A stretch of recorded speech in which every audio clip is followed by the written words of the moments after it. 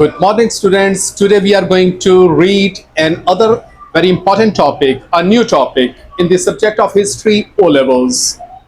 And the topic is Khilafat Movement. In this topic, a very important question, that is, what was the history of the Khilafat Movement, is our today's topic. So actually we are going to read the background history of the Khilafat Movement. So concentrate yourself. We are going to start now. It was a strong movement which shook the British government. The movement had strong leaders such Maulana Muhammad Ali Jauhar, Maulana Shaukat Ali, Maulana Abdul Kalam Azad, and to topmost Hindu leader Mr. Gandhi also joined and supported it. The Khilafat movement was founded in 1919 and the first meeting of the Khilafat Committee was held in November 1919. World War I had ended with the defeat of the Germany. Turkey was also defeated because it sided with the Germany. At that time, Turkey was the only Muslim country which was independent. The British had put very hard conditions on Germany under the Treaty of the Severs and were going to put even harsher conditions on Turkey. During the war, the British had promised that no harm would come to the seat of the Caliphate. But after the war ended, reports from the Europe revealed that Britain and the France wanted to punish Turkey for its support of Germany.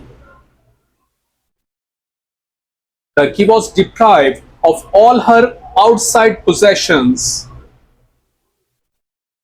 Now the Allies, Britain and France, planned to dismember Turkey into several parts and abolish the Caliphate. Muslims in India were already perturbed by Rowlatt Act and Jallianwala Bagh incidents and now perturbed over the idea of the humiliation of the Caliphate and dismemberment of the Turkey, a Muslim state. Muslims had a sentimental attachment with the Caliphate, which was a sign of the unity of the Muslim Ummah. The Muslims of the India approached the Viceroy of the India and later a delegation was sent to meet the British Prime Minister, but of no avail. A Khilafat Committee was formed in November 1919 and Muslims of the India demanded that Turkey should not be divided into parts. Caliphate should not be abolished. Muslim sacred places should not be harmed. Since the Khilafat movement was against the British, the Congress cooperated with it and started non-cooperation movement in 1920. The Khilafat movement got good momentum.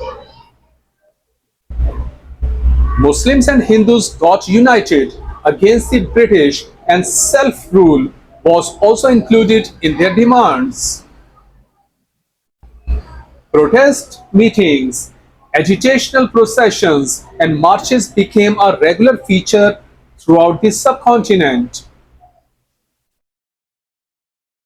The Congress and the Khilafat leaders were arrested by the British government and were put in the jail. Mr. Jinnah advised that the non-cooperation movement was not a good step because it was bound to create violence and resigned from the Congress in 1920. The same happened when a mob burned a police station at Chauri Chora in Uttar Pradesh, in which 22 policemen were burned alive. The Congress then withdrew the non-cooperation movement all of a sudden, which gave a setback to the Khilafat movement. However, the Khilafat movement ended in 1924 without achieving anything because the Turkish leader Mustafa Kemal Atatürk established a modern nationalist democratic government in Turkey and also abolished the seat of the Caliphate. So this was the background of the Khilafat movement. A very important question as far as papers are concerned. So read this lecture again and make your notes, students. Thank you so much.